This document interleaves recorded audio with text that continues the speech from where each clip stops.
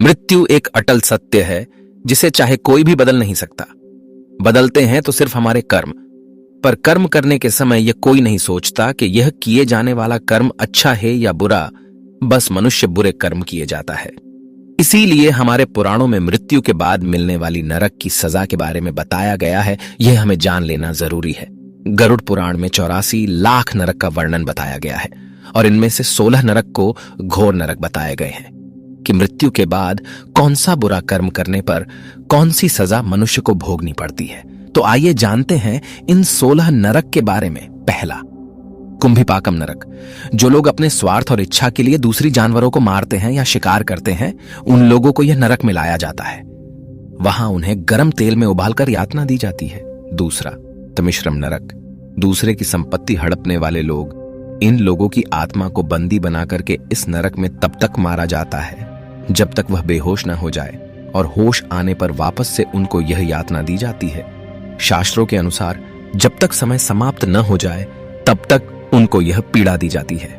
तीसरा, अंधता मिस्र नरक। यह नरक पति पत्नियों के लिए है जो एक दूसरे को उपयोग और भोग की वस्तु समझते हैं, एक दूसरे के साथ केवल स्वार्थ की दृष्टि से रहते हैं। इनको नरक में मारा जाता है और यह काम तीव्र गति से चलता है। चौथा, असितापत्रम नरक।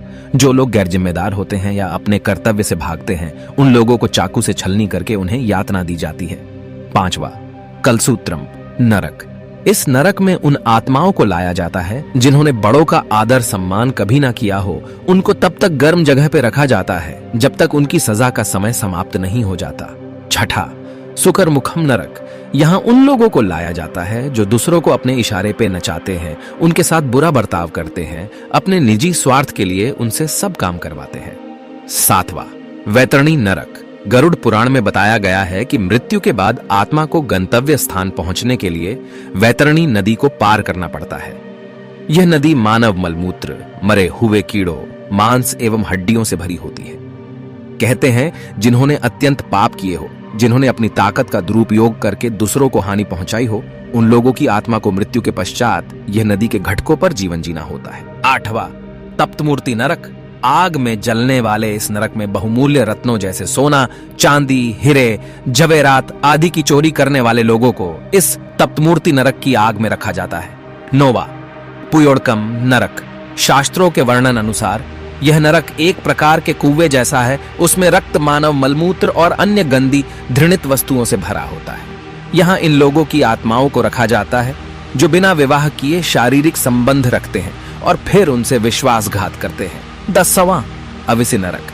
ये नरक में उन लोगों को फेंका जाता है जो झूठ बोल के दूसरे को फंसाते हैं। उनको बहुत ऊंचाई से नीचे फेंका जाता है। 11, लाभक्ष्म नरक। जो लोग दूसरों के साथ जबरदस्ती करके इनके मर्जी के विरुद्ध शारीरिक संबंध मनाते हैं, तो उनको इस नरक के भीषण कुएं में रखा जाता है जब तक कि सजा की अवधि समाप्त न हो जाए। 12, महावीची नरक। यह नरक खून तथा कांटे से भरा होता है।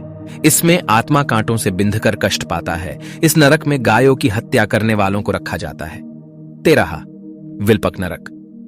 जिन्होंने अपने पूरे जीवन में मदिरा पान किया हो, ऐसे ब्राह्मण इस नरक की आग में रखे जाते हैं। 14, शालमली नरक।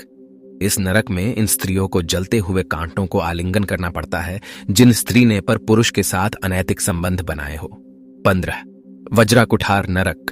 पेड़ काटने वालों को इस नरक में वज्रों से पिटा जाता है। 16, दुर्धर नरक। ये नरक बिच्छू से भरा हुआ है। ब्याज का धंधा करने वाले सूदखोरों को यहां लाया जाता है। गरुड़ पुराण में ऐसे 84 लाख नरक का वर्णन मिलता है। तो सोचिए, बुरे कर्म से मृत्यु के बाद भी कितनी यातनाएं सहनी पड़ती हैं। अगर हम पुण्य कर्म करें तो बुरे कर्म को कम किया जा सकता है।